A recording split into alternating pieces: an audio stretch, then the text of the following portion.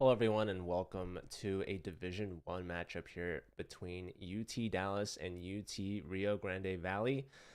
This is a big one. This is like the finals basically. This is round 7 out of 7. So this is the last week of the Collegiate Chess League's regular season. These two teams rescheduled to play here today, and let's just dive right in. We've got some games already starting. Unfortunately, UT Dallas will be playing down a player as they had some last minute issues. Not sure what else to call it. But yeah, they will be playing here against UT Rio Grande Valley, who definitely is the favorite to win, as they'll be getting automatically 4 extra points. So yeah, it's starting off basically 4-0. I believe it's David Brodsky from UT Dallas who is not playing, but they do still have their top 3 boards here. We've got Ivan, who is Vinea. This is their top board at 28-22, rated here Blitz on chess.com, playing up against Fusik, who's Jacob Fuss. Let's find some of the other games going on. Here we've got Andrew Mako playing against Pato. So, yeah, I guess the board order is a little wonky, but that's totally fine. It's still an all-play-all format. But yeah, even though this match is definitely lopsided, UT Dallas missing a player, these two teams will actually be playing again. Not these two teams specifically, but these two schools. After this is Division 1 right here. These are both teams A teams, both schools A teams. These are the top 4 players. Well, for UT Dallas, the top 3 players, but the top players from their school on their A teams. But after this match, their B teams will have a go. So in Division 2, UTRGV will be taking on UT Dallas again, and I suspect UTRGV will be the favorite there as well. So this is definitely a exciting match here. This is basically a rivalry match between these two Texas teams. Both schools have scholarship chess teams, so these are some of the best chess players in all of the country. And UTRGV, like I said, they're looking to win in both D1 and D2 for their A team and their B team. This is UT Dallas's first year competing with their top registered team, which is really exciting. UTRGV won the team season last year, so they're looking to win again. They're looking to go back to back, and it starts here. So this is a regular season match. This will determine their playoff seeding. So if UTRGV wins both of these, I believe they will be top seed of their group, which automatically qualifies them for a quarterfinal spot, which is pretty advantageous because they don't even have to play in the first week of playoffs, which will be next weekend. So this upcoming weekend is the last weekend for the regular season. It's round 7, and the following weekend will be the wild card week. So that's the first round of playoffs. That'll be the middle 4 teams of Group A against the middle 4 from Group B. And yeah, that's pretty much all there is to it. So regular season is about to wrap up. Just this one last round to go. So we'll see. I don't think UT Dallas is going to come back from being down a player. But who knows? Maybe something crazy will happen. But yeah, let's just keep an eye on these games. So Pato is Ekin Osner, and Andrew Mako is another 2800 from UT Dallas. Another game we haven't looked at yet, the last one. This is Raul Petty versus Victor Gajic. So that is Nakachuk from Dallas and Victor from UT Rio Grande Valley. So both these players are mid 2700. Nakachuk is a grandmaster with the white pieces here, but looking like there's an issue here. So let's see. Pretty solid stuff from white. Likes queen c2 here. Grabs here, allowing rook b4, hitting the queen and the knight. So the queen comes back to defend and saves itself. However, the computer is saying that there's a tactic here. And the tactic is rook takes d4, queen takes, and then there's bishop to c5. And black finds it. White cannot take back. So the grandmaster here, Raul, is down a piece against Victor. This is really solid stuff from Rio Grande Valley, especially if Victor's their fourth board. Yeah, the board order, like I mentioned earlier, is potentially not in order. So we'll have to just keep an eye out on that. All right. So what game shall we keep an eye on? Looks like Victor should win this one. Let's check on Vinea versus Jacob. So this one should likely be a good result for Ivan. At least UT Dallas would hope so. This is their top rated player, and Fusik is 2600, which is lower. He's only a FIDE master, which obviously is a very strong player, but Ivan is a grandmaster, so grandmaster is definitely the favorite here. Let's go back a few moves and see what's happened here. So white has the bishop pair, but they had a fianchetto knight, and so the bishop's traded off. Knight dives in first off to hit the queen back. Now there's pressure on h6, rook infiltrating on the 7th. Knight rerouting for black. So yeah, eval is definitely in favor of white here, but position's relatively closed, which means that the knights tend to be more favored than the bishop, perhaps. However, black does have a lot of pawns on dark squares, so this bishop could definitely be an advantage later on. So we'll have to see like where the pawn breaks are. Right now it looks like the kings are just filling space. One major difference in this position that I notice is the time. Look at Vinea only with 40 seconds, Jacob with 3.5 minutes. So that is definitely a huge difference here. And we see black trying to push through with f4. We see no trade. The queen is going to the f file. Computer loves the move c5 here, which just tries to undermine black's structure. So Jacob finds the move.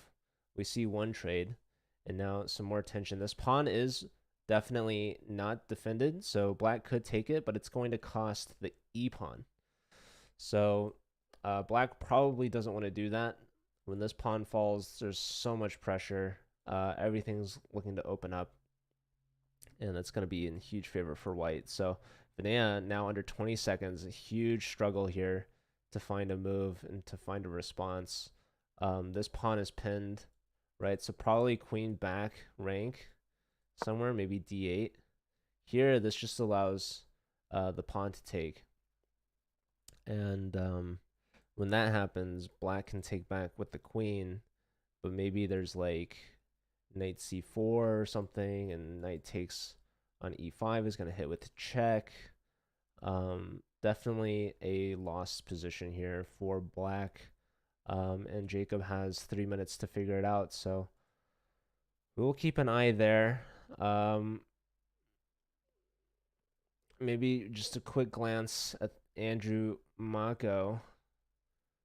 So Andrew, this is an IM versus an IM. Looks like we've got a connected pass pawn for black, which is pretty cool. Bishop pair for black as well. Queen trade offered. Not sure what else this move is doing. Very interesting. White could give this check, which looks dangerous, but the bishop is very solid defender of the black king. Looks like we got a move here on Jacob's board. So we did have the pawn take. We did have the queen recapture. And instead of the knight going to c4, we have rook to a6. Now knight c4. Now the queen stepping here. Very important. This isn't coming with check, but now white can take this pawn with check. You could also take with the bishop, and that puts pressure on the knight. That pins this pawn, because then the rook would open up, and that would win a piece. So, yeah, Jacob trying to figure out best response. They did have 3 minutes, right? Now they have half of that time, a minute and a half. Vinaya still at 10 seconds, so not a lot, but definitely going to try to use Jacob's time here to think of a defense. So we have a trade first here. This opens up the F file. But this also allows black potentially a tactic, but white takes on E5, black takes back, and now pawn up to F5. The Knack-Manson Gambit, I have heard of it. I don't know what it is. I feel like that's something that Jonathan Schranz has talked about. So yeah.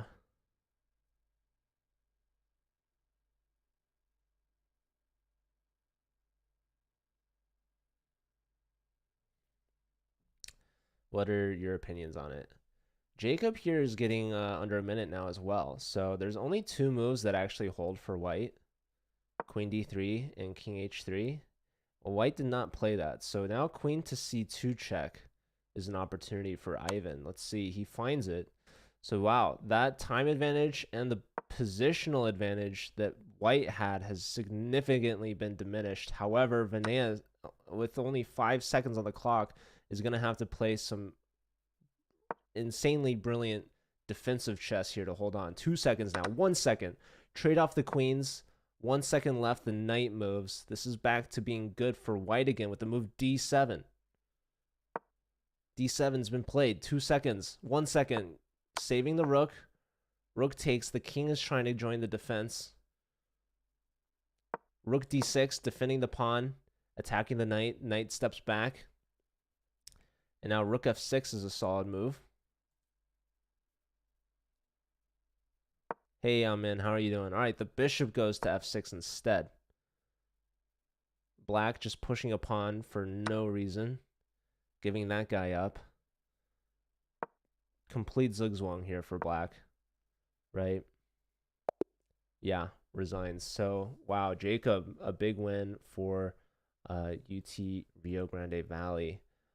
Funo also beat Raul. So, let's start putting some points on the board. Apparently, the bottom 2 boards for Rio Grande Valley getting big wins. Andrew Mako getting a win for Dallas, so not a sweep. And I'm guessing Camille Dragoon from Rio Grande Valley, the player that did not get paired, gets a forfeit win. So that round goes 3-1. Joe with the flow. Are you talking about my hair or my commentary? I don't know. I don't know about that, oh man, but thanks for being here, Max.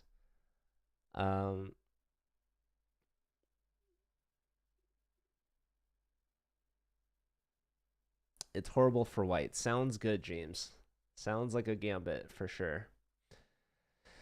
All right. So that is round 1 in the books. Round 2 about to begin.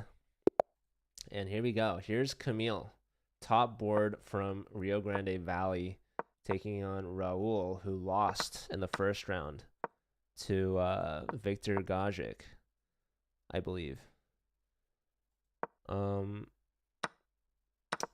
So yeah, we've got the 3 games going now. We've got Vinaya versus Peto. So Peto is the only player from Rio Grande Valley that lost in the first round, looking to potentially now get a point against Vinaya. So Vinaya lost in the first round for UT Dallas. But how's the white pieces here now against Eakin? So GM versus IM, but we saw Vinaya go down, so they're going to need to bounce back here. All right, who do we watch? We're probably going to keep an eye on Dragoon. We haven't watched Dragoon in the first round because they got that forfeit win. And looks like Raul is trying to play quickly, right? They've gained some time on the clock. Camille, meanwhile, spending some time thinking here. So how to proceed? So white's already castled queenside, by the way. And black has already expanded a little bit on the queen side. So this could be a very exciting attacking game. The question, though, is how does white proceed from here? So you have a bishop that needs to be developed to connect the rooks. But where does the bishop want to go exactly? Do you want to go to e2? Do you want to go to d3? Do you want to push the g pawn maybe? Maybe you want to start attacking on the king side with h4 or f4.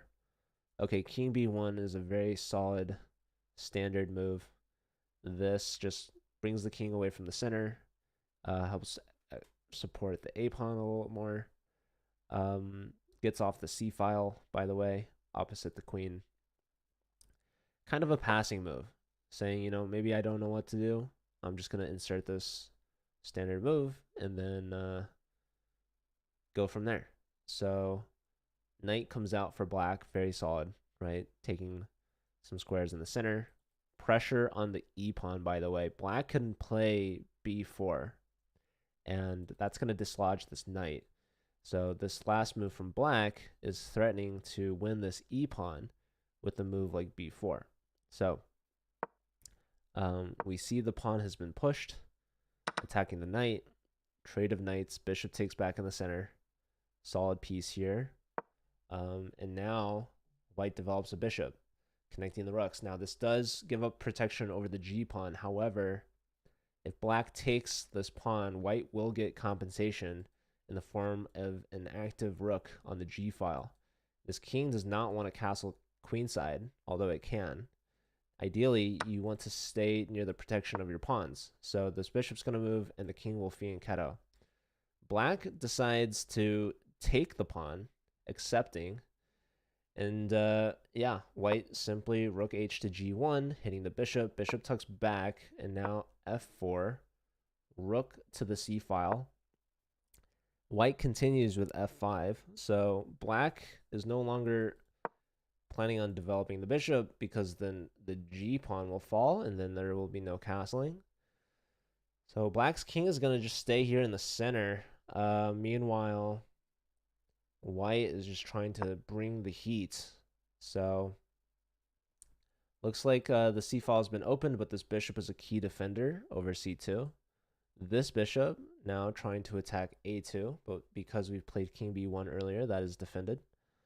And the queen comes over to the f file. So potentially we're going to play for f6, although I doubt it because black will simply respond g6. Really lock things up on the king side, really damper white's attack. Now, this will potentially open up the f file. So if you capture on e6, you can bring the other rook over, maybe threaten f7. Although black has a couple ways of taking back on e6 that can be definitely defensive resources. So if you take with the d pawn, the queen will defend f7. If you take with the bishop will defend f7. Black doesn't seem too worried about white's last move, and so now continues the attack with b4. Power cut. That's unfortunate.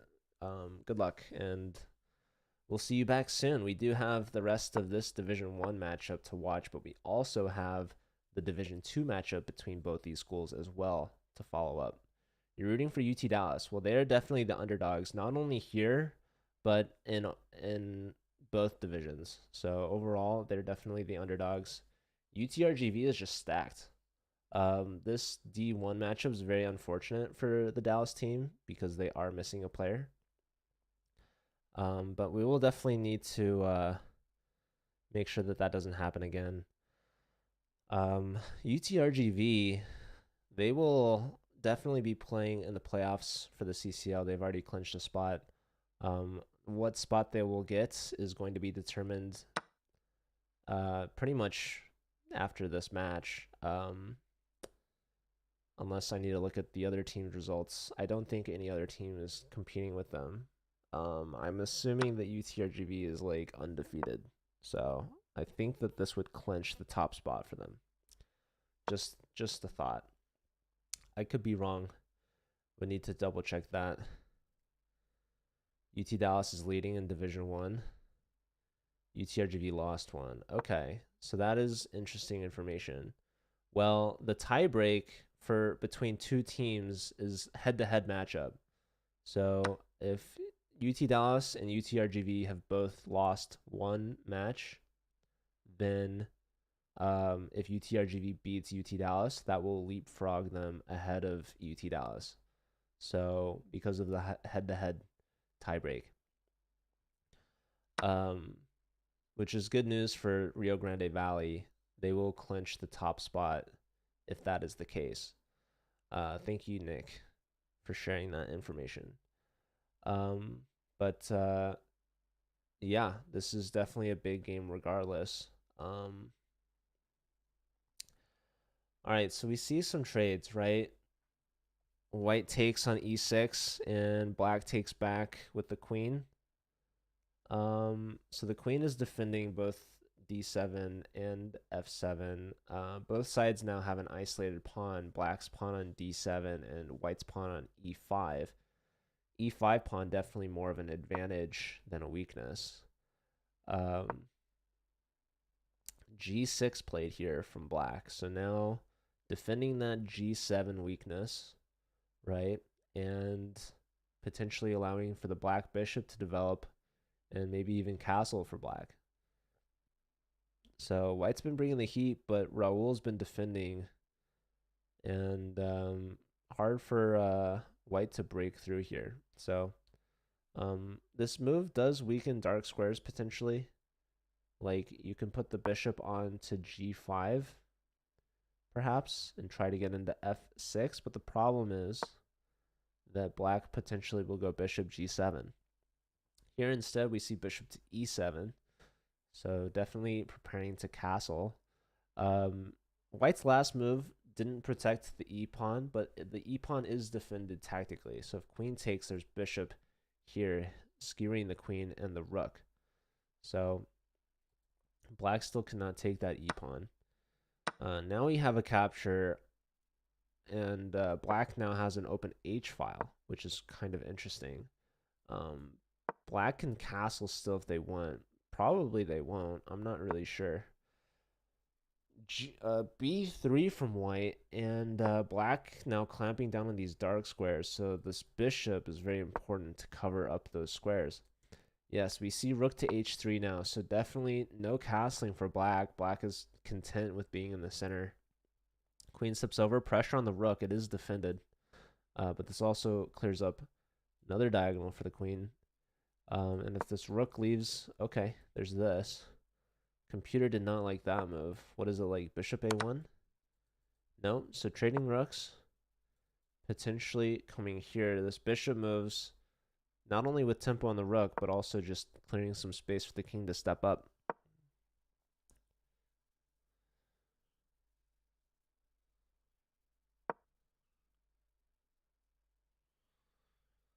Your opponent and us are on the same points, and everyone else is -1 or +1, so whoever wins between us joins number 1 and 2 spots. Well, nice. All right, what's going on here? Queen and bishop doubled up on the diagonal for black. White trying to get opposite the king, but yeah, I think black is just more solid here. We haven't looked at any other games this round. Let's check on Andrew, who won the only point for UT Dallas. Here now with the white pieces. Less than a minute on the clock, though. Fusik at a minute and a half. So another time scramble here. All right, so bishop steps up.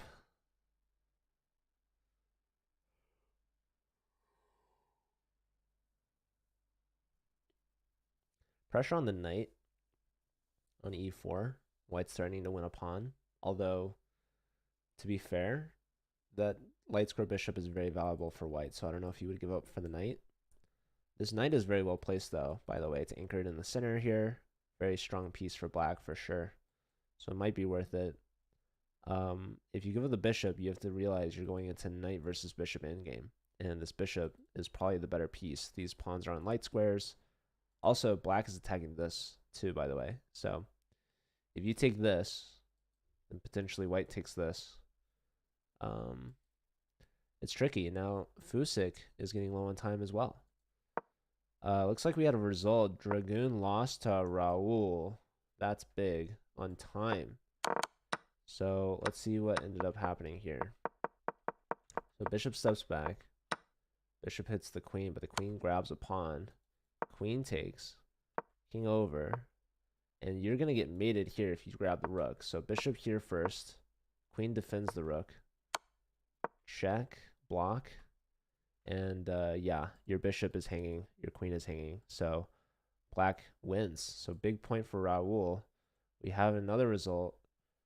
Andrew Mako wins again by resignation. So it looks like a piece was dropped. White takes here, knight here, and that's a free piece right there. So big point for Andrew Mako. So 2 points there for Dallas. And we have this third and final game in the second round. Ivan versus Ekin. And what's going on? Both sides less than 30 seconds. It's a rook and a pawn in game. 10 seconds for Ivan. I'm expecting king here. Pressure on the rook, pressure on the pawn. This makes sense. These pawns are doubled and isolated. They are passed. Can white afford to take on e4? I believe the answer is yes.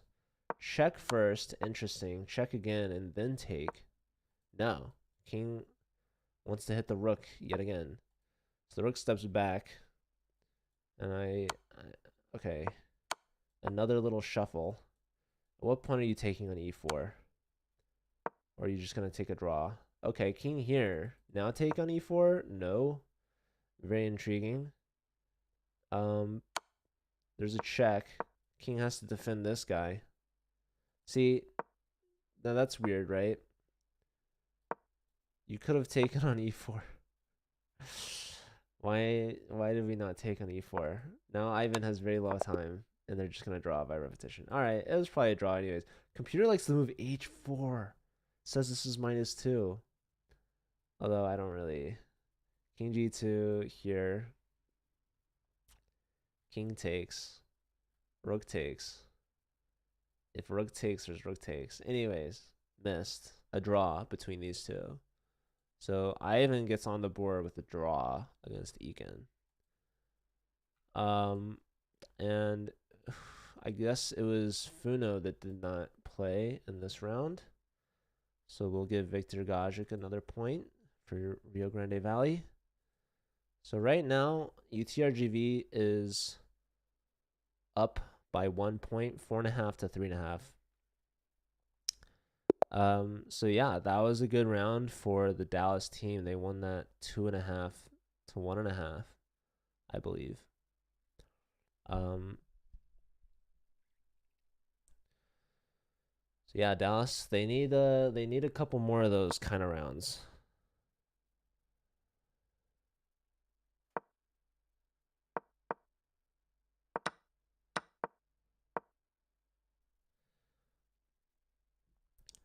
Rio Grande Valley, they will get at least another 2 points just off forfeits alone for Ekin and Jacob. So that would put them at 6.5 points. They only need 2 more points to win this match. So Dallas, they have, I guess, 6 games remaining. They have to go 4.5 to 1.5 in those 6 games. Definitely a tough task.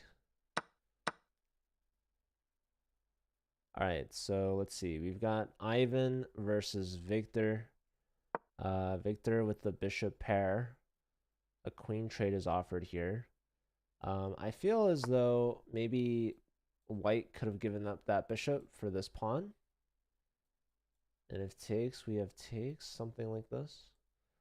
I'm not sure. Bishop takes f6 definitely seems like a normal tactic. but um, instead we have this. So white wants to keep the bishop pair on, threatening mate, but this knight can take here.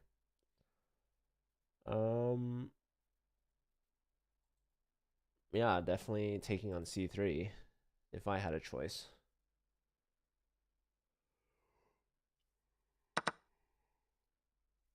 Queen takes. So now white can bring a rook to the d file with tempo. They're definitely in the middle game at this point, and they've got a ton of time left on their clock. They've barely spent any time at all. Here we've got Raul versus Jacob. So Raul, of course, the favorites up in rating and title, but Jacob definitely a strong opponent. Both these players only with 1 point each so far.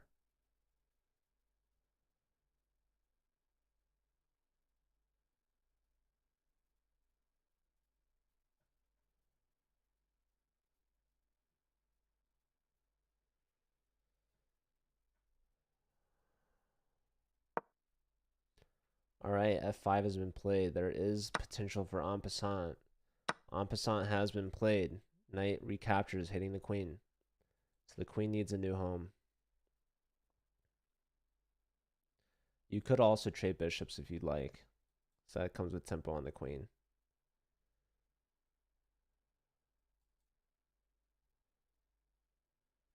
Where would the queen like to go? There's a lot of pressure on this e-pawn. The knight is defending it. The queen is defending it. We do see this trade.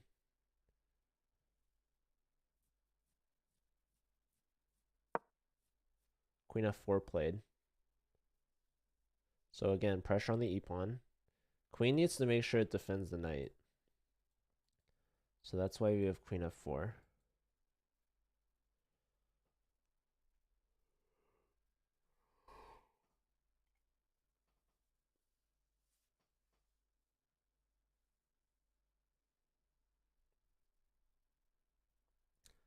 So can black defend this? They push the pawn. That's called a fork. This is also called a gambit. If rook takes bishop here, and if queen takes bishop here anyways. So let's see. The queen should probably go... Okay. I was wondering about this move. If this could be a thing. Yeah, because it's a discovery, right? So what was I thinking? Queen here. So like knight here, here, I guess. So here takes. Bishop hits the rook. Queen now pins the rook. Threatening this, perhaps, but it is defended. Knight here, blocking the queen. Supported by the other knight. Unpinning the rook.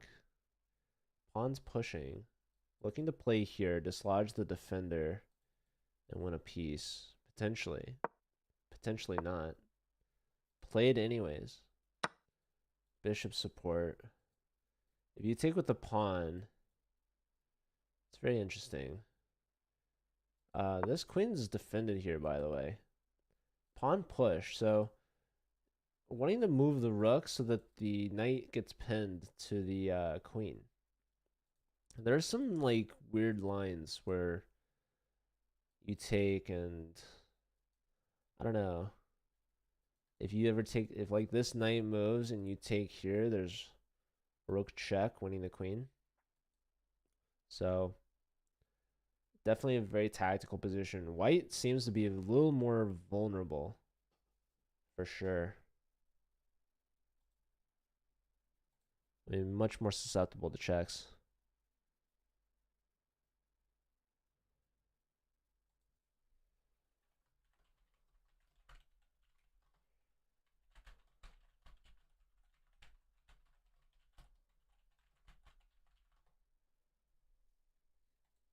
So where does the rook go, actually?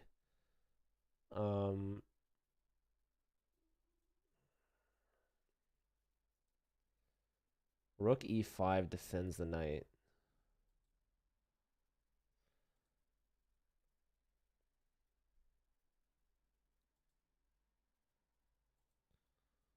But a big thing here from Jacob.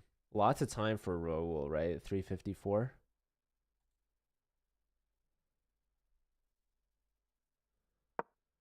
Rook comes down to d3. Pawn takes, and now rook f8. So this was Jacob's plan here. So white has a chance to win a piece right now, by the way. And what is wrong with that? Rook takes, hits the queen. Queen goes back to g2.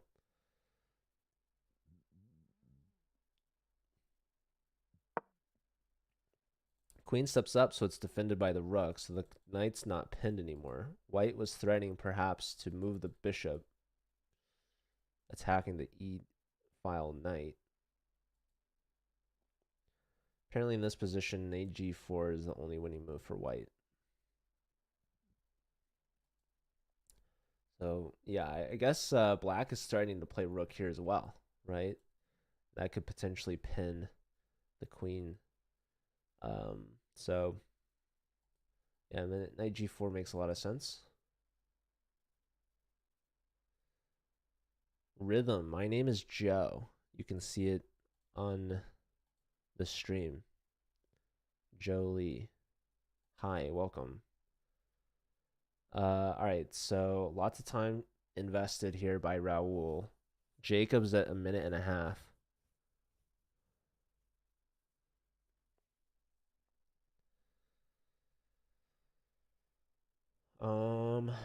Yeah, Raul's thinking.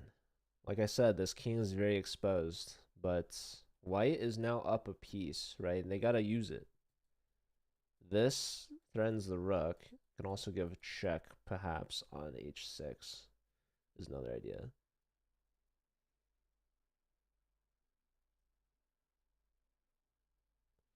Well, if rook here, there's still, that just forces knight g4. So yeah, even though white's up a piece, they've got no pawns on the king side.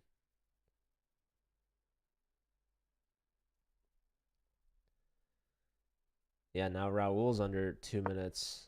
Knight g4 played, so definitely finds the best move. Rook here, pinning the knight. And now, again, computer's saying there's only one move for white that holds, and the move is bishop to f2, which is kind of crazy to me, but apparently if knight takes, you can trade queens at that point. Rook takes back, and then you take back on f2, I guess, somehow. Maybe with the king, I don't know. But yeah, tricky waters to navigate. Raul is able to find the first move. Can they find the follow-up? What if knight f6? If knight f6, why not just like rook takes? Wait, you mean, oh, black knight f6. We can take with check, right? Oh, and you want queen takes? Wait. If knight f6 right now, you drop the queen.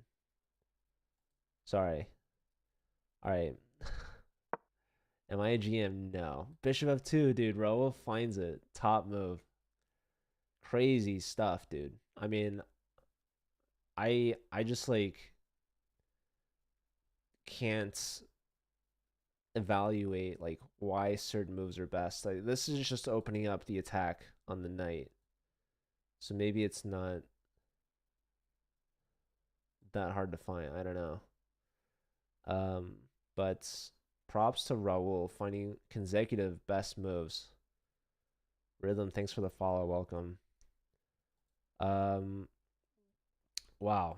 Vinaya only has 5 seconds on the clock. So we've got bishop and 2 rooks for both sides. Rook trade being offered here. Black has the worst structure. Definitely worse on time as well. Look at all these isolated. Every pawn is isolated. So white better structure. So Funo gonna try to push this for a win. Not clear how to do so with all pawns on dark squares so far. And Vinaya saying, hey, my pawns are bad, so feel free to take, and then you will have the bad pawns. This helps Ivan push for c4, c5. White pushing the rook out. Oh my god, oh, there's only 1 second left. There goes one pawn. The A pawn is falling. The C pawn is falling.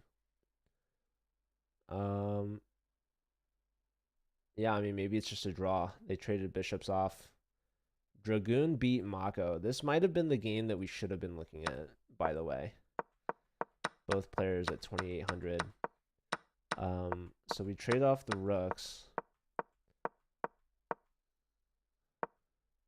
I wonder if this was a move, perhaps, but maybe not. Black would lose a C pawn or something. Ooh, that's just checkmate. Huge blunder from Black. Not sure what the best move here was. King G6, I guess. All right. Checking back in on Vinaya, still at 4 seconds. So yeah, Dragoon won, which is a huge point for Rio Grande Valley. They just need one more point to win. So Dallas is on like a must win out situation. All right, so yeah, rook and pawn in games. White is up a pawn. So can White win this? Probably. Actually, White's up 2 pawns. I can't count. Now they're up 3 pawns. And I don't know about you guys, but 3 pawns is a lot of pawns. Perhaps too many pawns. So, Ivan keeping Dallas alive. Let's check on the other match here. Okay, so Raul has won an exchange. So at what point did we see this? So they trade queens. Wow. Okay, hold on. Check first. Fork here. That's what happened. Get the exchange back, but okay. Check, check. King here, threatening mate, so king runs back. Little repeatsy doodle there. Knight gets in, a check. Offering a rook trade, declining the rook trade. Taking on g7, that's pretty big. Check, rook back, threatening mate. 2 different ways, there's a check. A little repeatsy, and then, uh-oh. That was a check. Okay, hold on. Yeah. Check here. There's another check if you want. Okay, did I get the point for... Ivan lost to Funo. That's crazy, actually.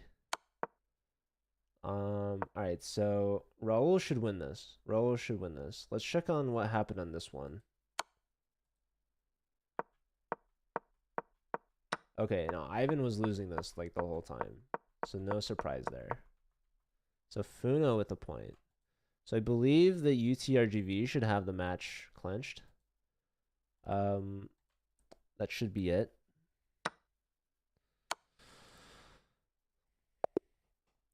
Raul wins this one. So they get a second point. I believe it was Peto that did not play and got a point. So they're at 1.5 now.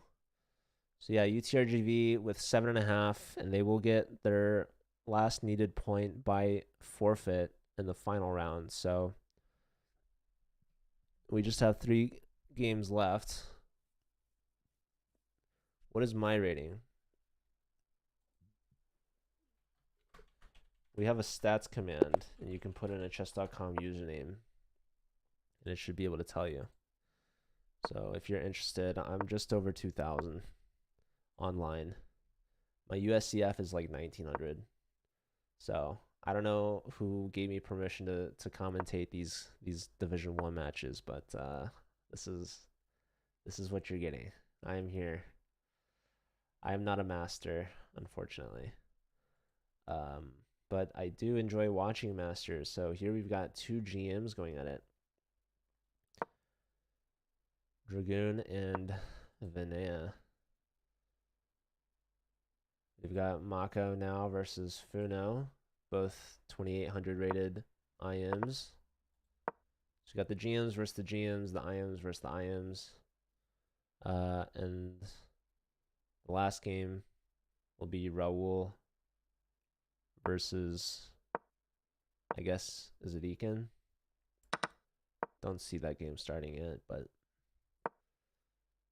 is this Funo's turn to get a free point, or is it Fusik's turn? Ah, Funo's playing Mako, so I guess it's Fusik that'll get the last point, right? Yeah, I'm just gonna do that. All right. Anyways, yeah, interesting opening here. I'm not sure what this is. This is the 4 pawns attack, apparently. Ah, yes. Okay. So takes, push here. You like the commentary? Thank you. Appreciate that. All right, bishop pinning the knight. So there's pressure on the d5 pawn. Oh, okay. So bishop takes here. If knight takes, there's queen check, forking the king of the bishop. So trading this piece off first. Now taking, but still getting hit with a check. Blocking here, losing the knight. Knight coming back. Another check. Queen block. So threatening a queen trade.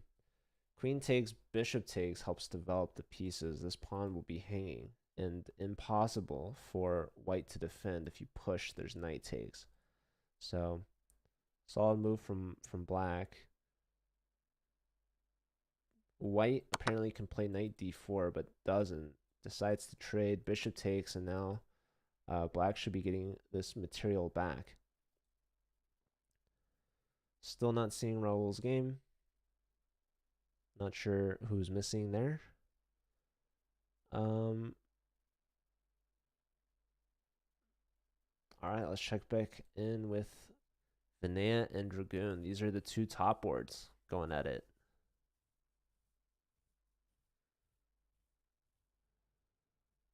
It's been a rough match for Vinaya so far. Only a half a point for them.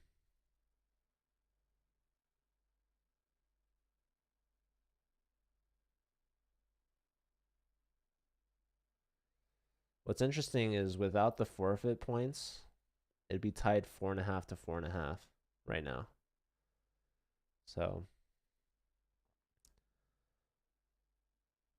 it's just a close match. Unfortunate for Dallas to be missing a player, but perhaps this is a learning lesson for them in regards to rescheduling.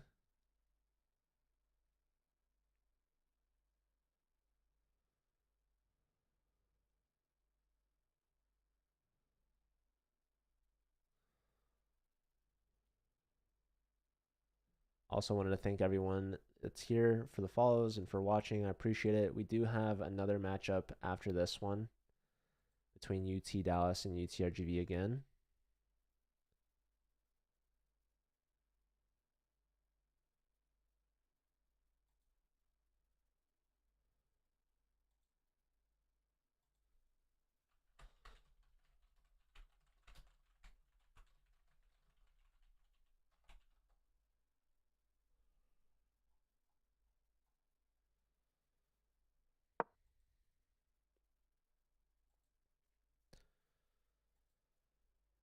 All right, so both knights out for Vinaya on the king's side. Double isolated pawns on the d file for Ivan. Lots of pressure on d4. So knight, pawn, and queen all attacking d4. White defending it twice, but this knight is pinned to the queen. Knight here will help control this square. If white ever plays h3, the bishop cannot hold this pin. So we'll either be forced to take or to fall back. Black pulls the trigger on d4. Knight takes, putting more pressure on the pinned piece, essentially prompting white to take the knight. Another idea is bishop to e2 to break this pin. Now bishop e2, there is knight takes bishop, but the queen takes with check. Probably black will block with the bishop. Instead, Ivan decides to take the knight with the dark square bishop and play bishop to c4. So this is threatening to take on f7, by the way. If king takes, there's knight to e5. Getting out of this pen, checking both the king and the bishop. So black will have to deal with this threat somehow. Computer likes the move queen to e7. Apparently bishop to d6. Yeah, if you can control this e5 check, that will also be helpful.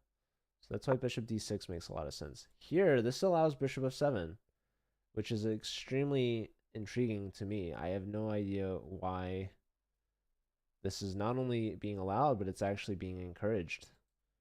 Ivan perhaps assessing what Dragoon is looking at, because I too am a little shocked right now. I would be surprised if Ivan doesn't take. Yeah, there you go. The tactic checks out. Dragoon, I don't know what the plan was with b5. Maybe just simply overlooking the check. The good news for Dragoon is that this game's not going to matter in the long run. I believe UTRGV has clinched the match and therefore has clinched the group. So they should be moving on to quarterfinals. I think Dallas should also be going to quarterfinals, but they will only have the second place spot. The only difference between the two is who they play. So we're not sure exactly how the bracket's going to play out, but all right, so there's a check. That's the compensation that Dragoon is getting, because there's no way to block without losing a piece back. So the king cannot castle, but neither can black. So white's just up a pawn here, and this bishop can't move. Queen and rook doubled on the e file, but I don't see if that can be utilized by black. Let's check on Andrew against Funo.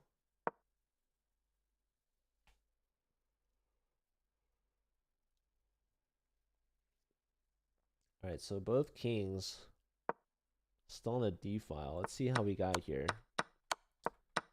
We saw this far. Pawn push to save it.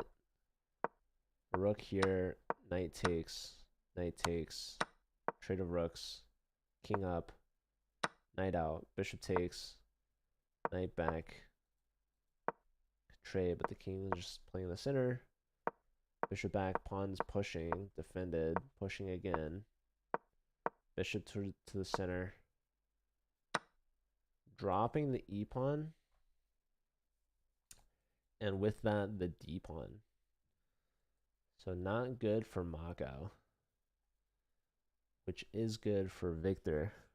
Victor also 3.5 minutes to 5 seconds. Just king takes d6. And there's a check. There's rook takes. There's this. You can push the pawn if you want. You can take here, that attacks the rook. Yeah. Rook here pins the knight. Nope, just going after the h pawn. You lose the b pawn, but you're up 3 pawns. So completely winning for Victor. Bishop blocks out the knight. There's a check. The king can move up. The king goes to the side. There's another check you can give.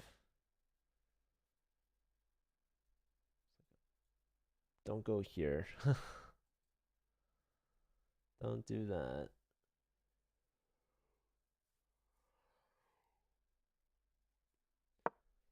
Bishop steps up. There's a check. King down. Rook hits the bishop. This knight taking away a lot of checks and giving checks. Discover checks.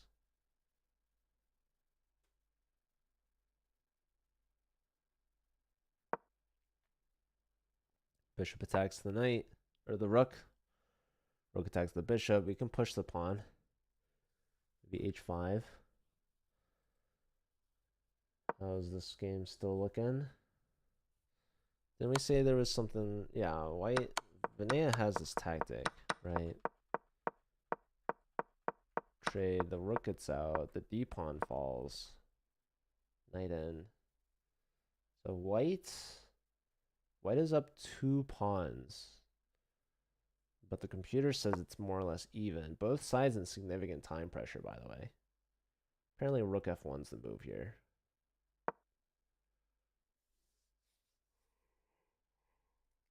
This move also just completely solid. So yeah, Vinaya should win this barring any catastrophes or time pressure issues. Pressure on the d pawn. Rook hits the queen. Queen steps aside.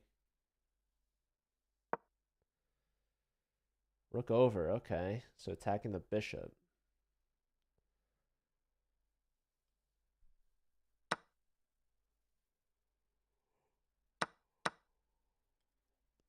Rook takes. Queen takes. So black getting the material back, actually. It's even now. So crazy. Black threatening to win the queen, so the rook goes to the back rank. White, ooh, trying to trade off here. But black actually picks up a pawn. So dragoon. From down 2 pawns to up 1.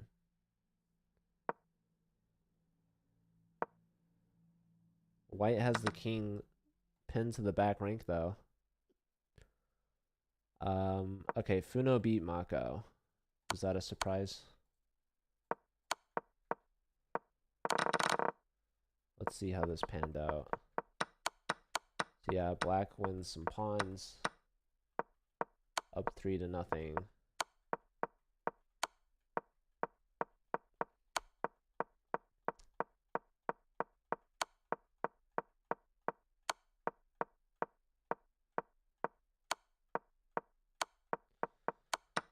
All right, there you have it. So point for Victor. Victor goes perfect, 4 for 4, it seems. Not too shabby. Not too bad at all.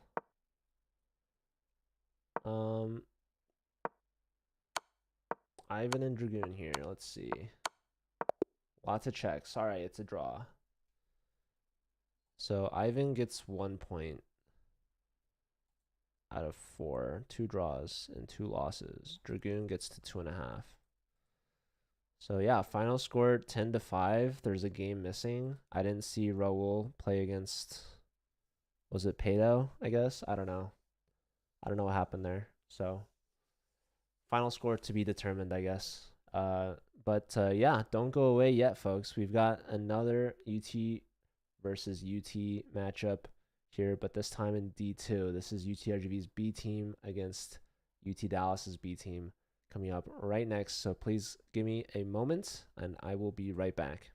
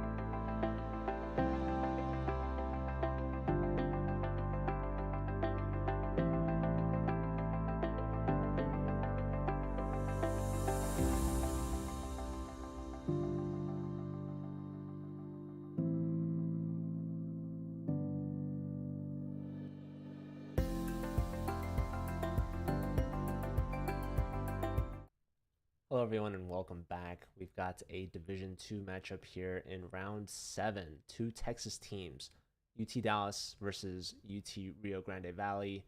These are both schools' B teams. We just finished watching UTRGV's top team take down UT Dallas's top team in Division 1. So this is round 2 here. This is Division 2, like I said earlier, and this is also a very important matchup for playoff standings. So I believe whoever wins this match will basically clinch top spot in their group. So let's dive right in. We've got the games underway. Here we go. We've got Pawn Wonder versus Torini. So Torini is from UT Dallas. Pawn Wonder is Dante Bukes. Let's look at, let's try to find the top board for Rio Grande Valley. This is Victor, 2397 versus Georgiana at 2444, which is pretty good. 2444 is the highest rated player, actually. Carolus is only second highest rated at 2440. So Dallas has two players over 2400. Victor is Rio Grande Valley's strongest player at 2397. So yeah, these are some pretty strong Division 2 teams. These are B teams, by the way.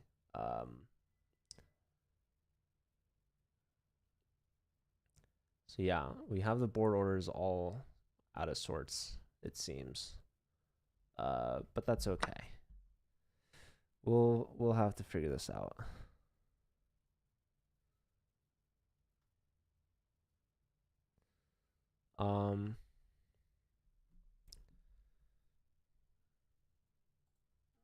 Yeah, I'm just gonna focus on watching some chess being played. How's that sound? We'll figure out the details later. We've got some chess games underway, so let's get it. This is already top board versus top board, basically, right here.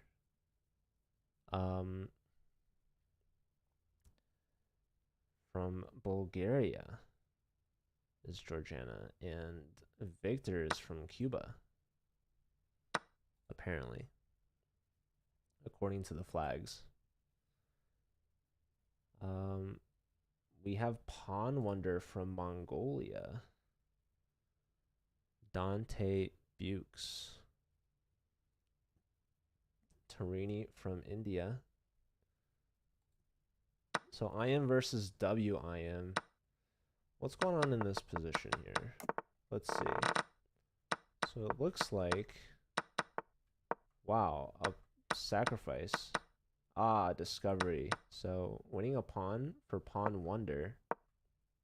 Queen in, preventing black from castling. Queen down, attacking the knight and the rook, but knight's defended. So black could castle at this point. Offers queen trade instead. Queen attacking the bishop.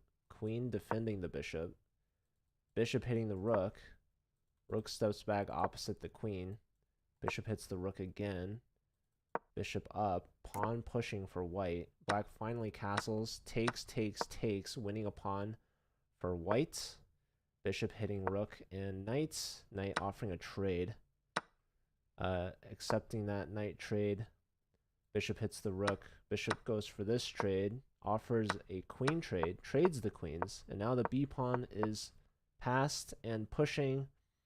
But Pawn Wonder gets behind it in time. And doubles down on this pawn. Rook D1 played. So if rook takes pawn, there's rook takes knight. So the knight moves. More pressure on the pawn. Rooks get to the 7th. Which is annoying, right? Threatening to double up on the 7th. So knight takes, taking away the a7 square. And now the move f4, trying to open up this diagonal. There is a Bulgarian player, Max. It's true. Hello, Letic Max. How are you? All right, so hitting the rook. Rook goes to the e file. Low time for Torini. Let's check on Max's fellow Bulgarian. Top board from Dallas. Urgana.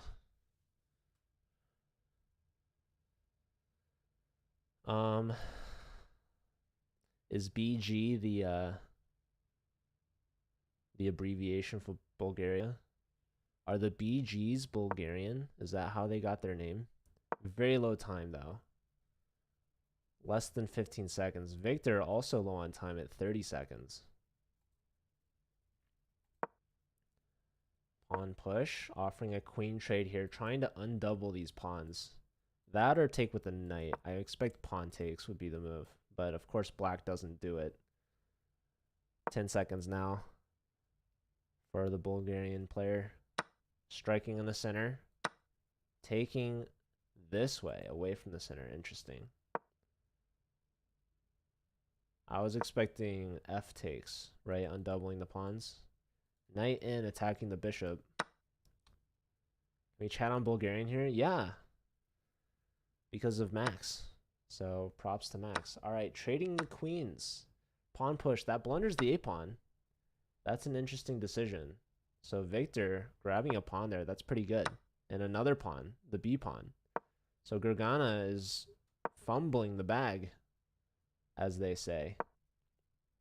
Bishop back. Rook takes yet another pawn. Yeah.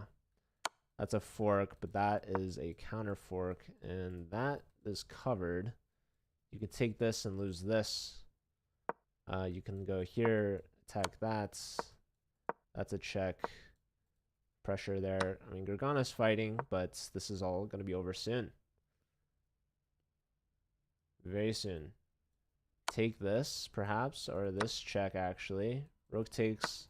There's rook takes. There's rook takes. Hello. There's rook takes. King takes. Pawn takes. And now we're just down.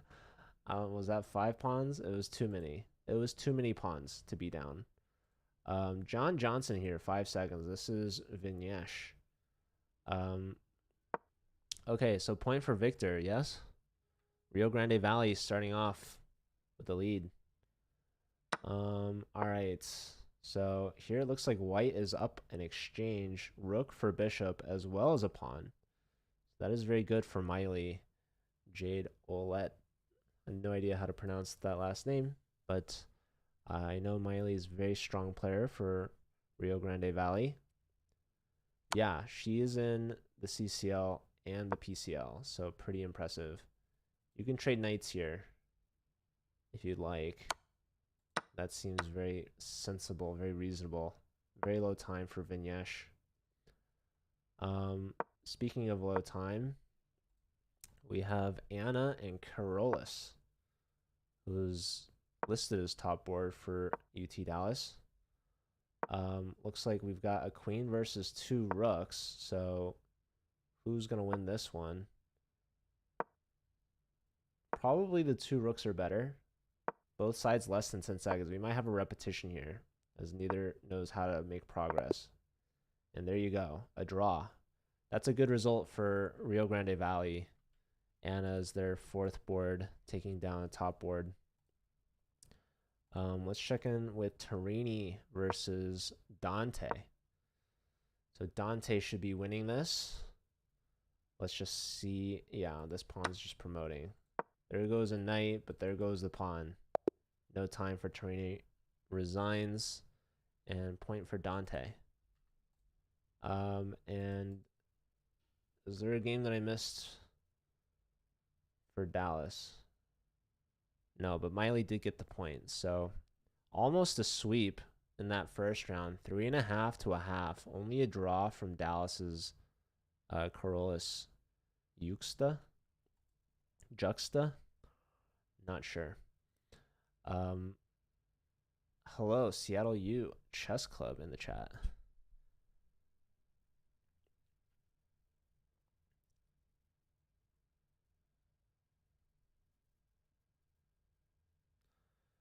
All right, so yeah, big round for Rio Grande Valley. They're looking to convert this first round victory into a match victory. and ultimately a regular season victory here in Division 2. So yeah, this is definitely a battle for top spot. I suspect both these teams will qualify straight for quarterfinals. I'm not sure about the standings entirely, but it seems to me that they're fighting for first place, which is just a better seeding. So yeah, UTRGV. They won Division 1 last year. They did not win Division 2, so perhaps looking to win their first Division 2 matchup as well. UT Dallas, however, this is their first time bringing in their full scholarship team, so they're also looking to get on the board in the playoffs. Now, ultimately, because both these teams are making the playoffs, the result is less significant because they can make up for it in the bracket. So even if they lose this match, they'll still make it to the playoffs, and they can still do just as well, depending on their seeding. So this is basically an exhibition match here to see like maybe a preview for the playoffs, what that would look like. So I'm not sure if these are the best lineups or rosters for either team. UTRGV is 4-2 in Division 2. Okay. UT Dallas is 3-3. That's surprising to me. Illinois and Wash U are higher. Okay. Wow. So yeah, the Illinois and St. Louis teams doing very well in Division 2. So yeah. So just because UTRGV and UT Dallas both have scholarship teams doesn't mean that their B teams are going to be the best. I suspect UTRGV is probably highest rated.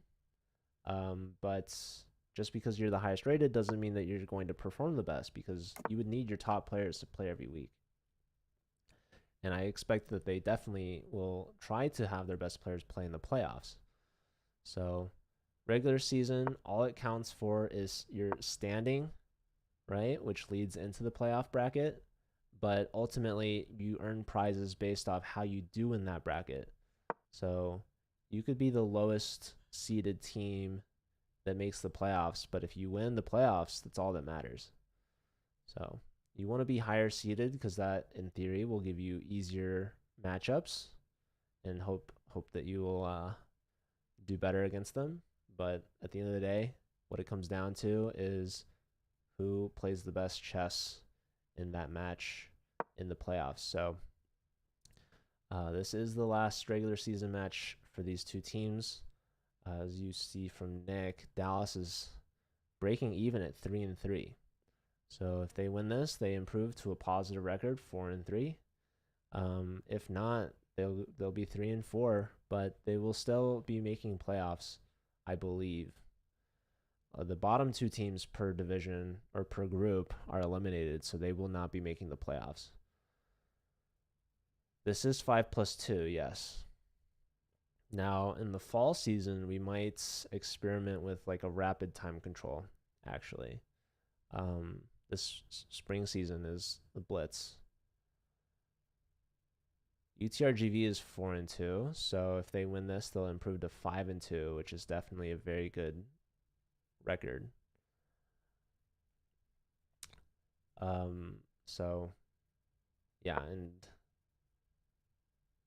if there's two teams better than that, that's very impressive. So this D2 is definitely highly contended. Still a significant amount of prize funding for Division 2. Division 1 has $10,000 in prizes. The league itself this season has $30,000 in prizes. So Division 2 definitely has a large chunk of that. I don't have all of that off the top of my head, but if you do !info, you'd probably be able to find it. UT Dallas Chess Club in the chat as well.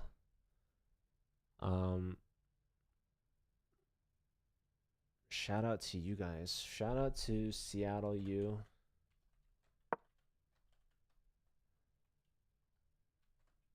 Last seen playing special events. That's special. Shout out to UT Dallas as well. Yeah, well, thank you for being here. Thank you guys. All right, well, Dallas needs a comeback. They've got their streamer in chat, but do they have their pieces on the board? That's what we're trying to find out here. So it looks like we've got Pawn Wonder now versus Gargana. Yeah, I'm gonna have to talk to Nick afterwards to settle things.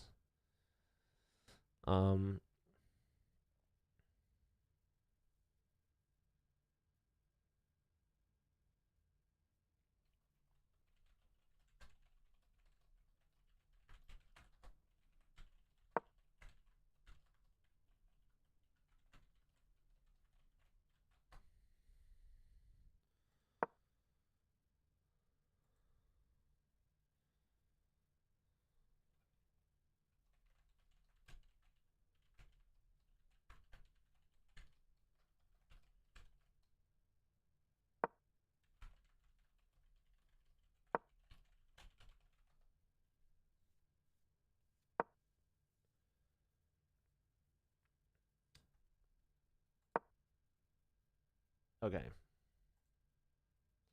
We've got all 4 round 2 games underway.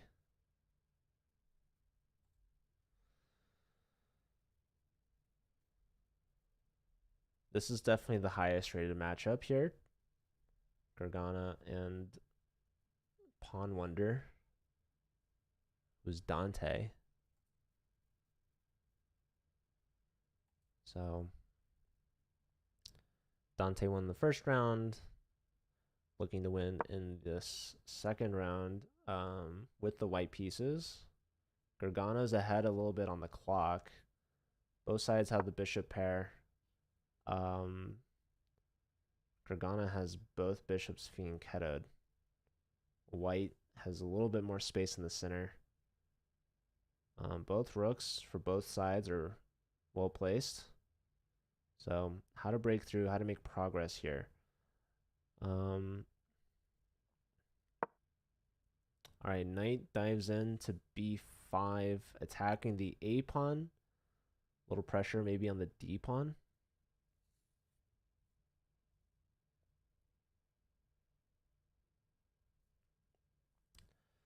So Gargana can play a6, attacking the knight, forcing the knight backwards, right? But then perhaps there's bishop takes on f6. And then there's knight takes on d6. So a strong move here from Dante, and Gargana's trying to figure this one out. So the bishop steps up to c6, and that attacks the knight. And it also opens up the queen to defend the pawn. So little bishop shuffle here from Gargana. Potentially a sign of, well, I mean, it's a defensive move for sure. I'm wondering if white can still get away with this move and try to win the d pawn. I suspect so. But you would have to give it the bishop pair.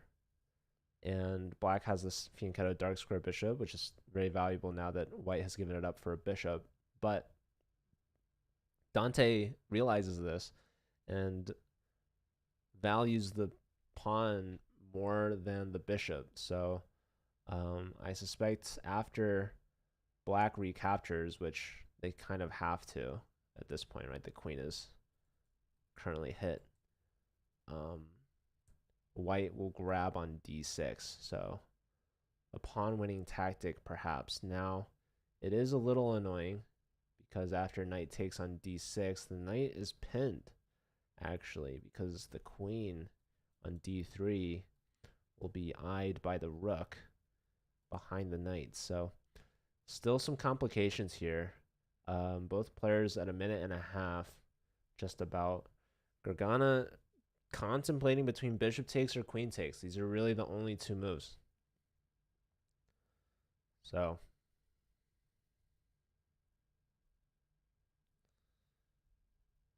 Getting to about a minute here.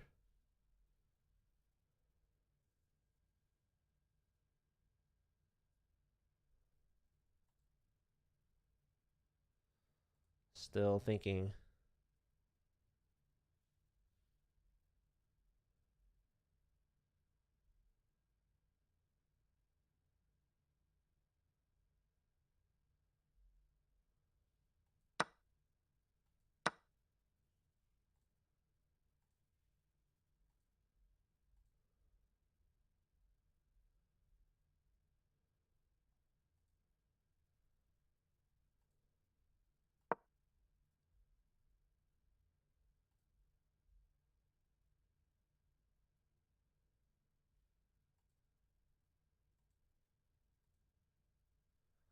All right.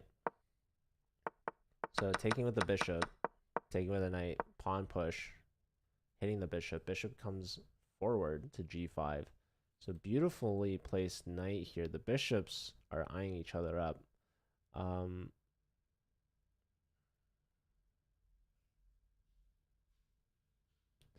Yeah, extra time for Dante, extra pawn.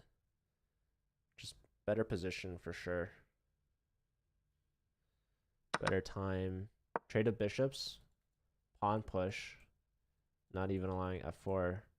So potentially going to kick the bishop back. But the bishop wants to go here. And every single one of black's pieces will be trained on this d6 point. So what is the next move here for white? I'm expecting maybe queen e4, pressure on the rook. We might see an exchange sacrifice. But that will probably be good for Dante. Let's check in with Victor versus Torini. Torini is very low on time, under 20 seconds. We have a bishop versus a knight. Black has an isolated pawn in the center. White is also just pushing black's king around. So Torini lashing out with h5. White can take with check. They can also push with check. They can also just defend their pawn, which they do. So now the king is in a better spot here for Victor. Pawn push, trying to get rid of this isolated pawn. White can pin that pawn to the rook, right? You go rook d1. Rook d1 is not played, just simply capturing, and now the rook steps up. So white can now defend the d pawn. So black gave up that pawn to put the rook on d5. The problem with taking it back right away is that white can play rook d1 and pin you to the rook on d7. So black was not able to take, and now this affords white the opportunity to defend. So white's simply up a pawn and up a bunch of time. Torini very low on the clock, less than 10 seconds. Is the CCL account in our Discord yours? Probably. I do have a CCL account. I just never use it. Joe Mama roll. That's very honored. I'm honored to have that. Thank you. Carolus beat Miley. So that's a big result for UT Dallas. Yeah, white just breaking through.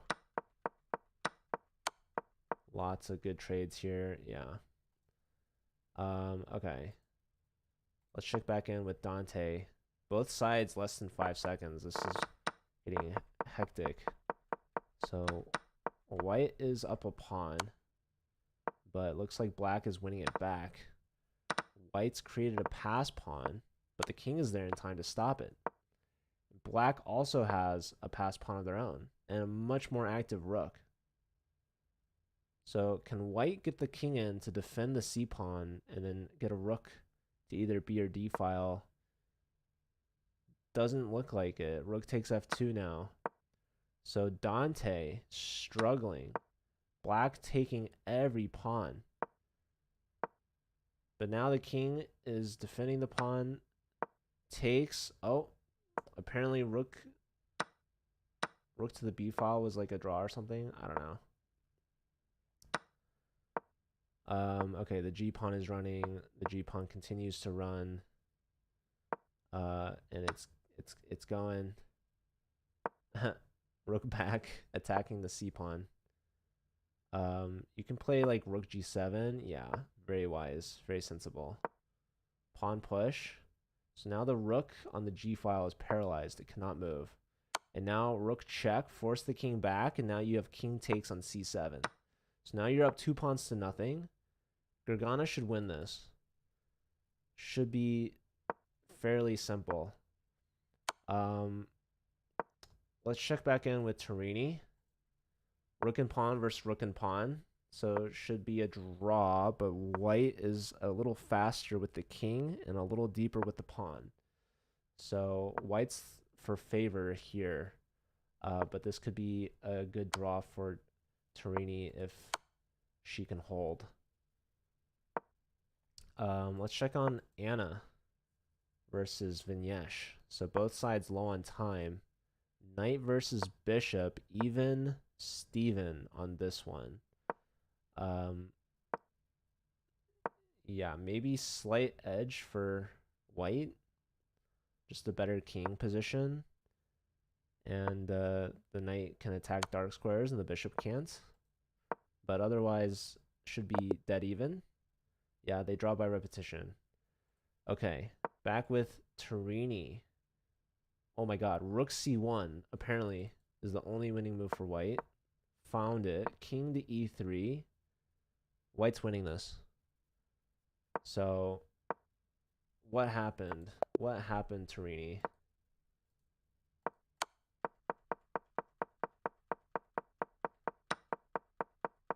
So this should have been a draw. But then at some point, Torini messed up. Right here, you need to move king g4 wild. That's the only drawing move. You play here, and now the king is just fast enough. If you play king g4, and the king tries to come in, king f4, and there's no progress. All right, that's crazy. Okay, sorry. Let me update some results. So we have a draw between Anna and Vignesh. So Vignesh gets on the board. We have a win for Carolus. So they have not lost yet. They beat Miley. Torini lost to Victor in a very close game. A 1-move difference there. And Dante goes down to Gargana. So a much better round for UT Dallas. They were down by 3. Now they're only down by 2. So I believe they won that round 2.5 to 1.5. But they are still down. They still need to come back. So we have the second half of the match underway now. First half goes to UTRGV, 5-3. Is this the match of the century? Not quite. Not quite yet. That will come in the playoffs, believe me. All right, here we have an Alpin, one of my favorite openings here from Victor. So Victor looking to take down Vignesh, who has a draw so far out of 2 games. Torini is struggling. Only player to not get any points yet. So we'll have to keep an eye out for that game. Here we have Miley versus Gargana.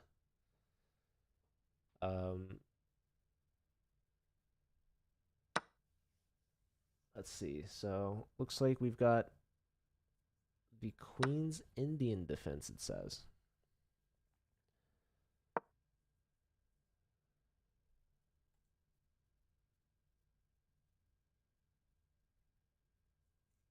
White has both knights out.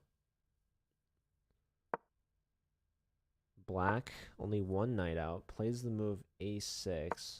So just guarding b5. Bishop fianchettos. Both sides castle, king side. Miley fianchettos the other bishop. Yeah, I wanna know how many players are in both the CCL and the PCL. I believe Oparin is another player. I think, Well, a wonder I definitely know is in both. A wonder Leon. I'm not sure all who else. So I guess Miley is another one.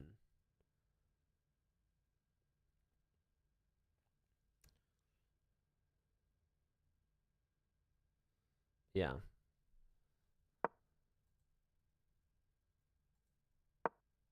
It'd be very interesting to talk to them and get their feedback.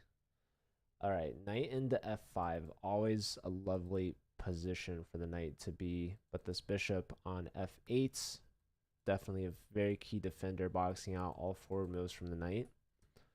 So solid setup for Miley. In fact, the knight comes back. That blocks the bishop, blocks the e-pawn, but it puts more pressure on d5. So potentially trying to induce c6. And what that does is it supports the pawn, but it also blocks the bishop. So white, I feel, has a slight advantage here. Just gaining up on the d5 pawn, trying to induce d6. Right now it's attacked 1, 2, 3 times, only defended twice. So something needed to be done there, and we do see the move c6. That renders this bishop not very good. This bishop is attacking these pawns, but now that black has set up a pawn chain there, it's kind of annoying.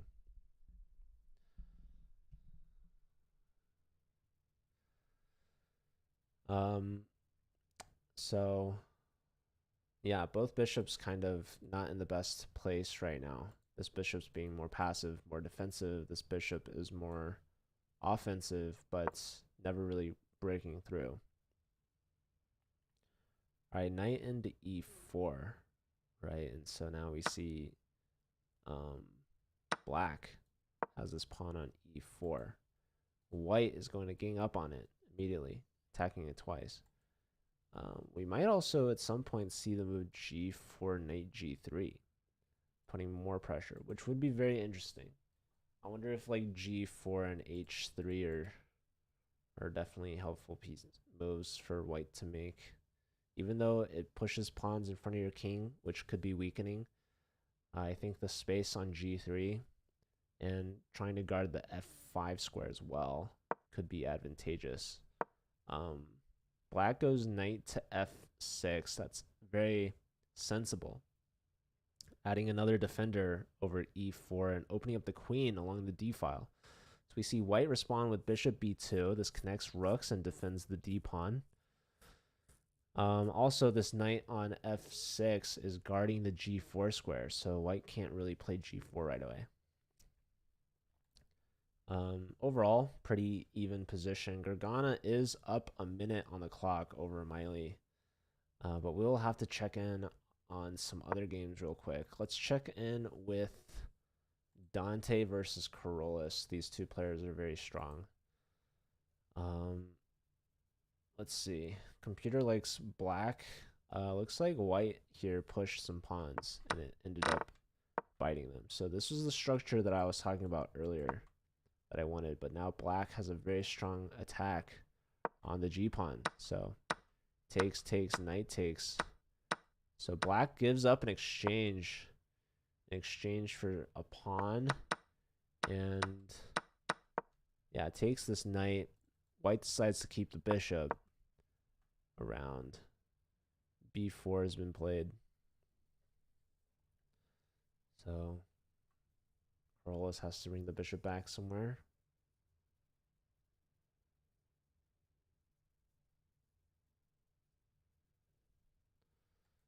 Maybe we check in on another game. Dante, by the way, up a lot of time. Twice as much time as Carolus. That could definitely be an advantage later on into the game. Bishop back this way.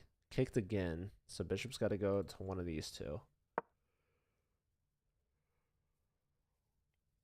Opts to trade off the bishop. I'm assuming bishop g3 here. I don't think white would take and invite the rook to the middle.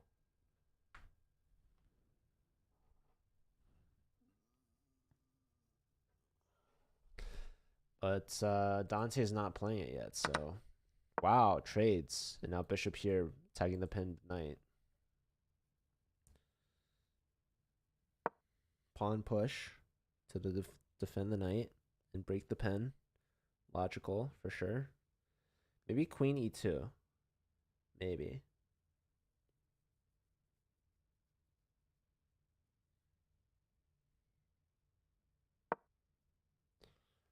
No, f3. So just kicking the knight out immediately.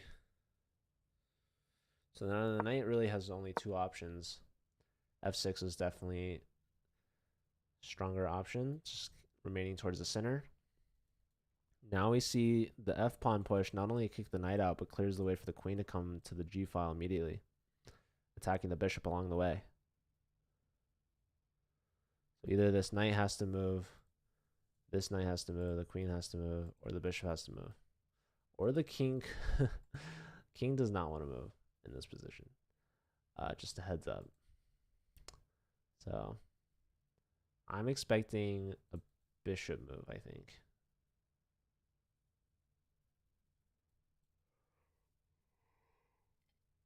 Knight here could also be a good move. Yep, okay, so knight here is played. Attacking the queen. Defending. Wow, what on earth? Carolus, you just dropped a rook. You didn't even think about it. Knight went here immediately to attack this and threaten that, but hello and welcome. Yeah, Carolus just in shock right now. Stunned.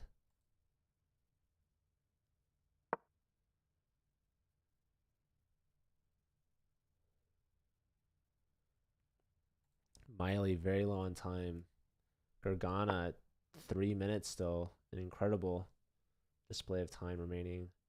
Bishop pair for both sides. Rook pair for both sides. A queen trade is offered.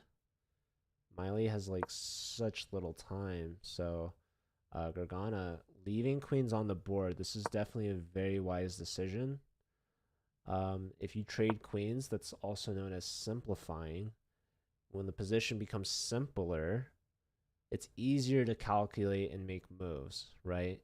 If your opponent is in time pressure, you want to leave as much material on as possible to keep things complicated. It makes calculation complicated.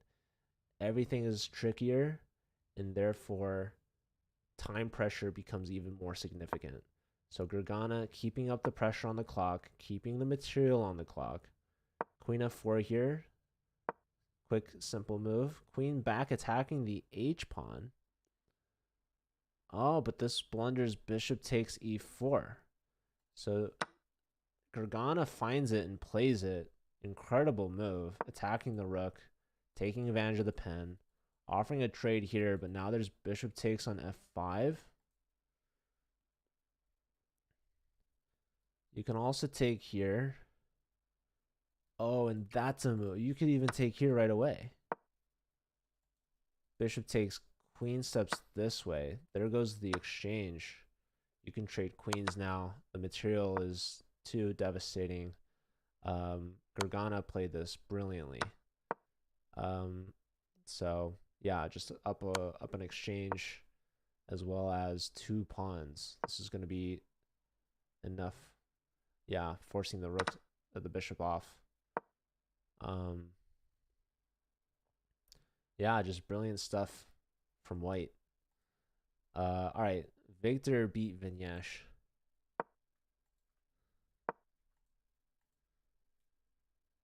UTRGV, they're up to 6 points here, but Gargana is gonna get a point back. Corolla should lose this soon.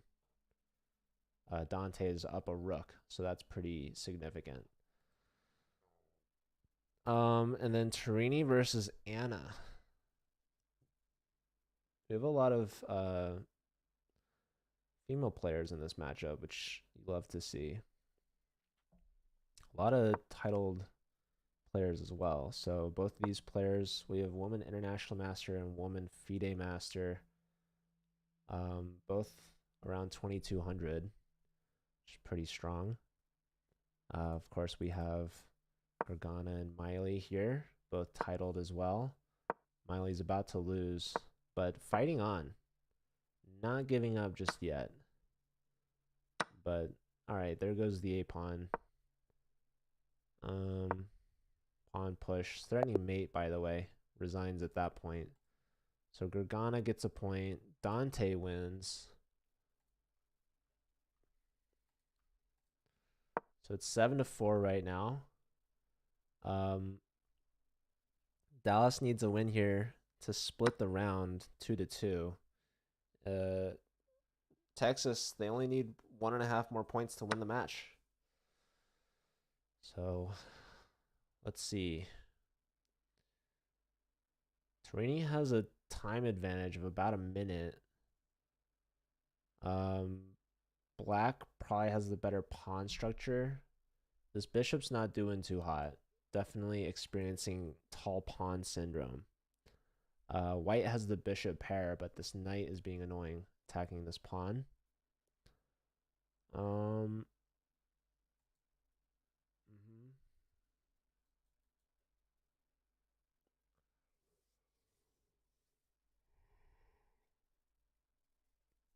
The knight's also looking at going here.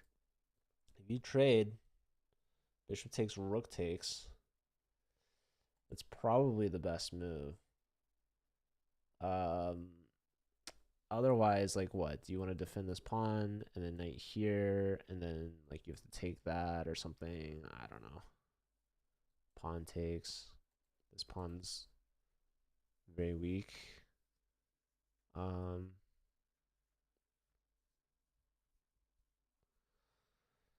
Yeah, the c pawn would also be weak there. This is the last game of the round, so only one round remaining after this. 5 games remaining. Rio Grande Valley only needs to get 1.5 more to win. Torini getting very long time. She's at 20 seconds. She finally takes the knight. Anna takes back quickly, which is definitely a very sensible decision. Rook up to d3.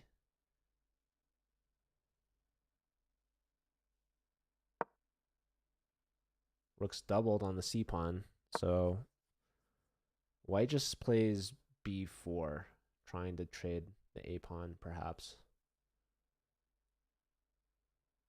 Attacking the rook too, by the way. So interestingly, black takes on b4. I was wondering if taking on c3 was an idea. Anyways, rook gets down to the c file. King defends the e pawn, but now there's like rook b2, trying to double on the second. One idea. White can take on d5, by the way. So we do see rook b2 attacking the b pawn and allowing for the doubling on the c file. So now white defends with the rook over to e1. Very passive for sure. Both sides now less than 10 seconds. So equal time scramble. Pawn push. This is a gambit. Getting rid of the pawn just to get the bishop involved. Very sensible. Bishop takes with check, pawn block, and now bishop to f3. So if bishop takes, there's rook takes. Bishop check, king moves. And this is looking really good for white now. Black gave up a lot of pawns for that. There's some checks. Another pawn falls. So Anna should lose this to Torini, depending on how Torini does. So here black might be threatening just to take on b5, but honestly, losing a pawn is not that bad for Torini. Okay, so rook here, I like this a lot, right? It takes away the rook b5 sacrifice because then pawn takes will defend the rook. So we see the other rook attacking the bishop. Also, by the way, Torini got down to 1 second, by the way. Anna's also very low on the clock. There we see the sacrifice of the rook to win a pawn. So it's because that rook wasn't defended on a7. And there's the flag. Wow. Torini gets the dub. So Anna got rid of too many pawns there. So that's a really big point for UT Dallas. That's actually Torini's first point of the match. So they split that round 2-2. UTRGV, they only need 1.5 points to win. UT Dallas, they're going to need at least 3.5 to win here. Or they can try to tie it and win 3-1. So they are down by 2. They're looking to get 2 back. So one last round here in the regular season. And then these teams won't play again until playoffs. So In Division 1, that's actually going to be even longer for them because they're going to be in the quarterfinals, I believe. So,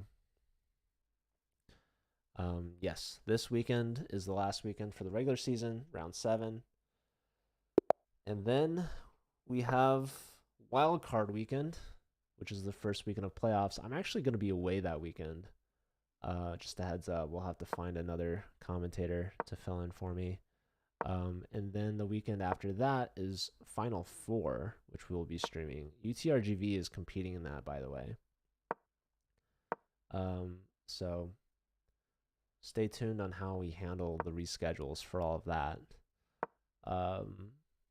which is going to be especially more difficult because Divisions 1 through 3 require a fair play Zoom call. So we'll have to figure that one out when it comes time. Yeah, rescheduling is going to be harder for them for sure. Okay, so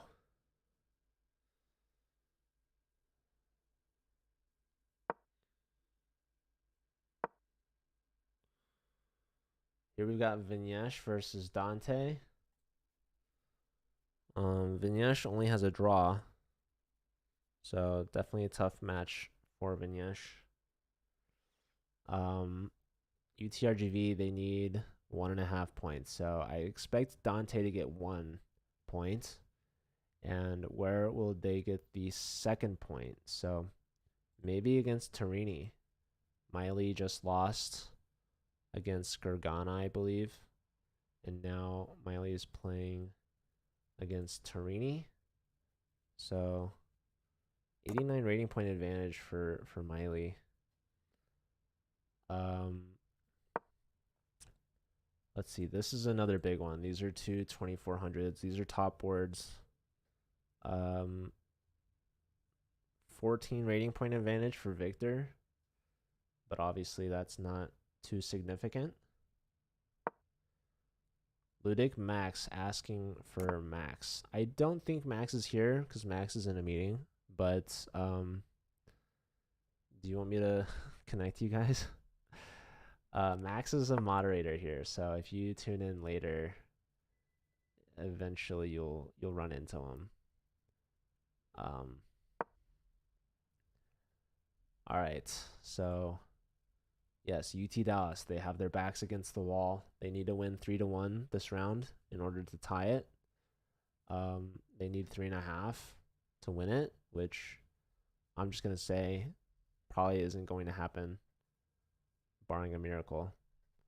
But you never know. So Carolus is from Lithuania. If you want to watch the Bulgarian player, they're playing against Anna here. So let's see what's going on here. Looks like Anna actually has a better position, apparently. So trade of rooks.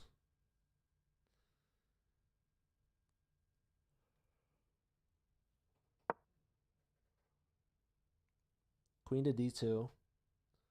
Doubling up on the diagonal, but not sure how helpful that is. But really clearing the way for the rook. I think the rook wants to go to e1. We'll see if that happens. Queen on d2 also potentially supporting a c3 pawn push to play for d4. But we do see rook e1 with tempo against the queen. Knight's diving in now. Opening up the bishop as well on the long diagonal. And maybe gonna try to play for like c4, although I doubt it. Rook here. Uh-oh. Computer hates this move. Wow, it blunders the d5 pawn. Yeah. So thanks to this knight g5 move, like I said, opening up the bishop, Gergana just blunders here against Anna. Wow, this is a big blunder because the king goes in the corner and then there's knight to f7 check. Yeah, and that would just win the queen. So Gorgana has to give up the knight here with check just so that they can play king f8. No, they go to h8. But now there's this knight f7 check.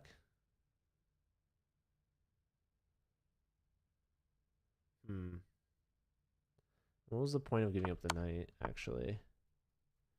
Knight e6 is best. Oh, because it puts the bishop on e6 when they take. So that after this knight check, the discovery, the queen could take on e6. So instead, we see the bishop tugged back, check is given, but black has made it a new space on h7. Yeah, this is very unfortunate news for UT Dallas fans, because Gorgana is definitely the favorite in this one, but is getting absolutely crushed right now by Anna. So major props to Anna from Rio Grande Valley, the bottom board, taking it to Dallas's top board. All right, checking back in with Carolus against Victor.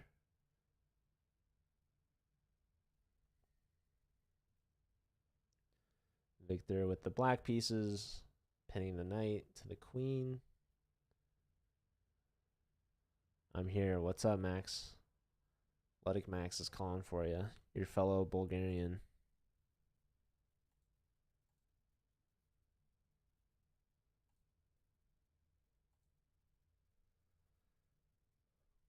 Didn't miss anything with Robin? Okay.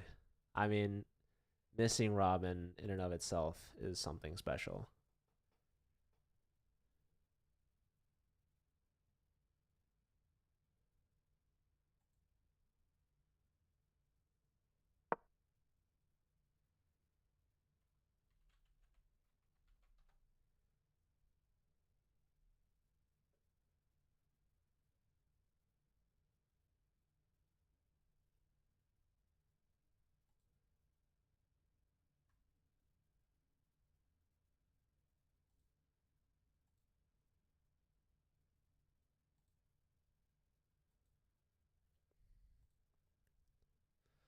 All right, so what's going on, folks? We've got one last round remaining.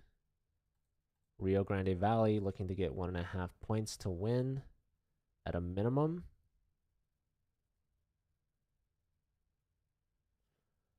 We already have results. So Gorgana lost. The Bulgarian, unfortunately, goes down to Anna. So strong game from Anna. Just a blunder from Gorgana when she played rook e8, allowing the rook trade, allowing the bishop to take on d5 with check. So that is the 1 point that Rio Grande needs. They're at 8 points now, so all they need is a draw in the remaining 3. UT Dallas needs to win out to force overtime. Is it going to happen? I'm not sure. If we're checking here with Vignesh versus Dante, it looks like Vignesh is holding his own. Dante, of course, is a heavy favorite. Dante's also up a lot of time and has the bishop pair. White has a better pawn structure for sure. Black has connect 4 though, which is pretty cool. But yeah, double isolated pawns on the A file, not too hot of a commodity for Dante. Also like bishop on the back rank. I don't know. Pawn on c6 seems pretty good, pretty deep. But black opts not to castle, brings the king over to the c file. And how exactly is Vignesh getting out of this? Vignesh would love to castle, but this rook on b2 is attacking every knight. So the knight attacks the rook. Rook is going to attack the knight. And now rook c1 played. Okay. Defending the knight. And finally, white's ready to castle. I was thinking rook c2 might have been better. I don't know. But I guess there's like... Actually, I don't know what I guess there is there. Anyways, white defends the pawn and gets ready to make connect 5. Instead, they castle. Computer likes something better here. f4 it liked. Wow. Breaking black's pawn structure. Very interesting. So now it likes f5 from white.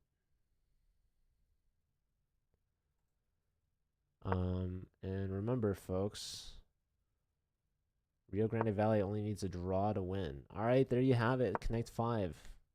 Uh-oh. Bishop hits everything. That's a mistake. So in this position, what did white need? White needed to move d6, apparently, which is just kind of a baller move. d6 check, huh? Crazy stuff. Yeah, I couldn't tell you I would understand that. All right, so knight, very interesting. Why not? Oh, knight was threatening the fork. It's also interesting. So the bishop comes back. Pretty passive from Dante. Dude, if Vignesh wins that, that's huge. How's Miley and Torini doing? Hello, headbands. There's a check. Pretty exposed white king, but the bishop on f1 is very defensive, very resourceful. Torini in a must-win position here, but the eval's reading plus zeros. If and only if you go for this perpetual, the queen check. But obviously Torini needs to win, but both sides low on time. We see another queen check, king to the corner, I assume. Yep.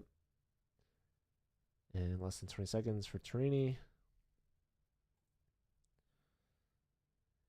Hard to take a perpetual when you know you're in a must-win situation. But also, like, if you don't perpetual, you're, like, losing, which is very sad. So, yeah, I mean, black is just not down a bishop. Another check, but now the bishop blocks. No more checks for black to give. At least no more meaningful ones. And, wow. Miley wins on time, so Torini goes down on the clock. Definitely could have taken a perpetual there, but couldn't find it. But with that, UT Rio Grande Valley, they complete the beatdown. Wow, computer hated this last move. Look at this.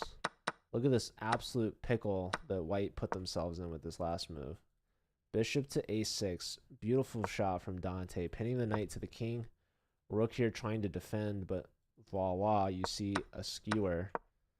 And yeah, these bishops are just absolute beasts, winning both rooks. Bishop pair better than a rook pair. You've seen it there, folks. So pawn wonder getting their point. That's Dante, who gets the 3. We saw Anna win. We saw Dante win. We saw Miley win. And now we have the last game. We had a win on time. Victor wins that one. So it goes perfect, 4 for 4. And that actually, I think, was a sweep of the 4th round. So very tough go for the Dallas B team. Final score 11-5. So UTRGV, they beat UT Dallas both in Division 1 with their A team and Division 2 with their B team. So that is a very good result for the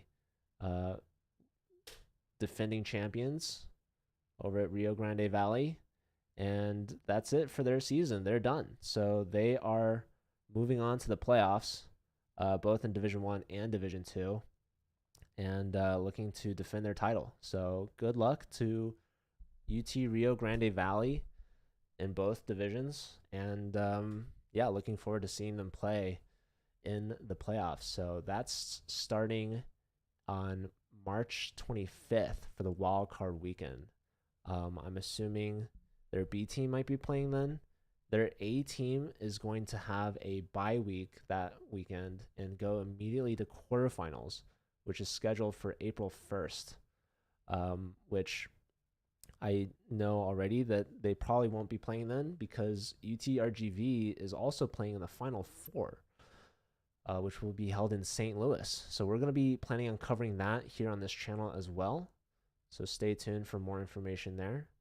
And we're going to have to reschedule the top divisions quarterfinal matches as 3 teams are playing in the Final Four.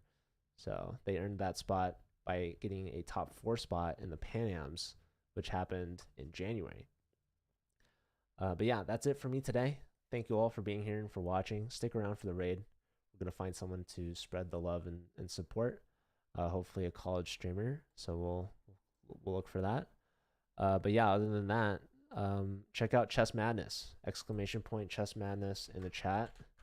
You'll see that every college in the ambassador program is competing, and you can still vote. So both UTRGV and UT Dallas should be in it. So if you haven't voted yet, make sure you go ahead and do that, as voting will close in about 8.5 hours or so for round 1. So this is like a huge round. This is the most schools in it. You guys haven't missed it yet. We do have a lot of rounds after this, and we have some amazing prizes for the Sweet 16 and beyond. So yeah, thank you all again. I'm going to head out and get lunch. And I'll see y'all next time. We'll probably have some matches on Friday or something. We also have our weekly podcast tomorrow, so we're gonna have to find out a guest for that. So yeah, stay tuned. All right, I'm gonna head out. Thanks again, and take care. See ya.